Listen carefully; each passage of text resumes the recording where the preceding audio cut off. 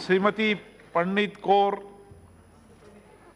Sir, Mr. Speaker, sir, I would like to draw the attention of this House to the bill introduced to bring amendments in the Arms Act 1959. What was the purpose of the original Arms Act?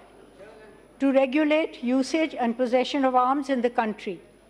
As a member of the House and a responsible citizen, I do appreciate that laws require to keep pace with the changes in society, and it is incumbent upon governments to bring legislations in consonance with the changing social realities.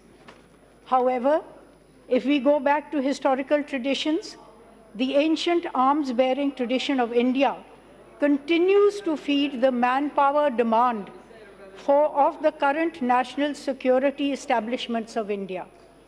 The local arms-bearing culture of Hindustan keeps the fighting tradition alive in India and continues to motivate our young to lay their lives in the lines of fire.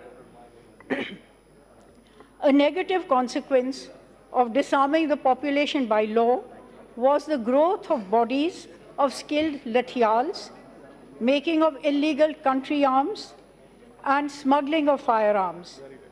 This is the major source of crime today, and not the legal licensed firearms. The licensing regime prescribes to ensure that individuals get licenses, A, for their private protection, for crop protection, for purposes of sports, and for purposes of arms that have been inherited. What is the usage of licensed arms in the crimes committed? According to the government's data, approximately 58,000 offenses were recorded in the year 2017, out of which 419 involved licensed arms. This comes to less than 1% of the total. If the idea is to reduce crime, as the minister said, involving arms, then should we be looking at the licensed arms or at the unlicensed arms? In 2017, approximately 63,000 firearms were seized, out of which about 3,500 were licensed. This percentage only comes to 6%. Does this warrant an amendment change? While I agree that irresponsible usage of licensed arms is wrong and should be penalized, I disagree with the proposed Clause 3 of this new amendment. As a Member of Parliament representing Punjab, I must voice my concerns on this. Punjab, sir, is a state with a 553-kilometer long border with the not-so-friendly state of Pakistan. It has been witness to terrorist violence on account of militancy in 1980 and 1990, an aspect that needs no further elaboration. Now, these conditions naturally gave rise to a very palpable sense of fear and insecurity. It is also pertinent to mention that a large number of farmers have over the years come to live on farmhouses that are outside their villages, where they do not have the comfort and the safety of the main village habitation.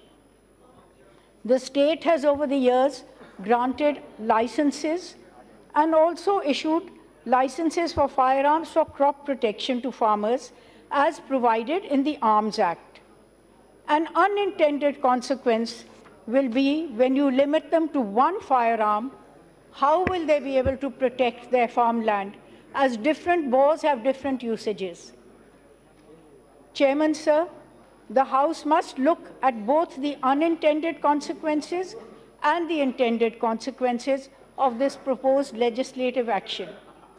I have no doubt that the Ministry of Home Affairs would have examined the different aspects before piloting the bill. However, as a concerned citizen and a representative of the people of Punjab, I consider it my bounden duty.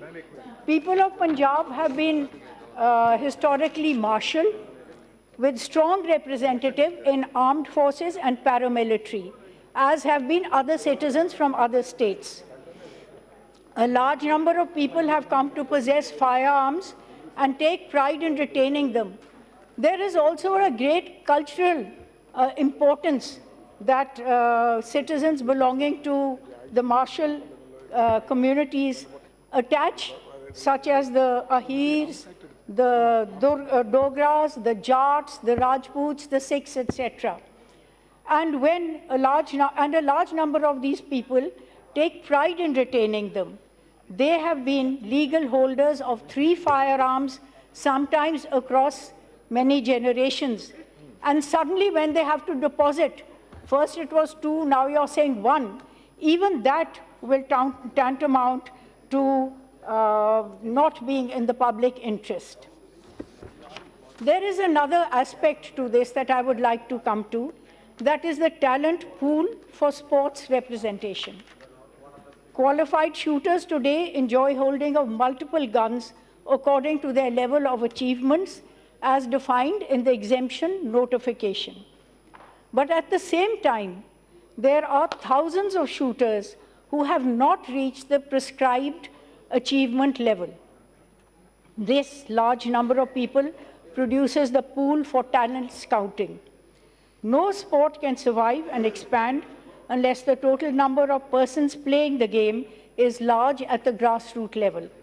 In fact, the larger the pool, the higher the chance of finding world-class talent. Today, India is enjoying glory at world level only because of this large pool of talent at the grassroots level, which produces the world-class shooters. The exemption available... Thank you, sir.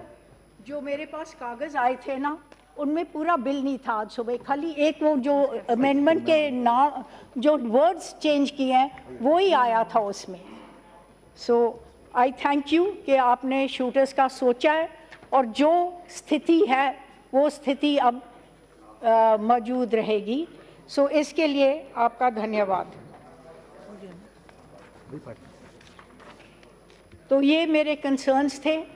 I am glad कि आपने इनका note किया और एक बारी फिर जो ये अमेंडमेंट 3 है इसको आपने 2 किया 1 के बजाय, इसका फिर आप कंसिडर करिए और इसके 3 ही रहने दीजिए.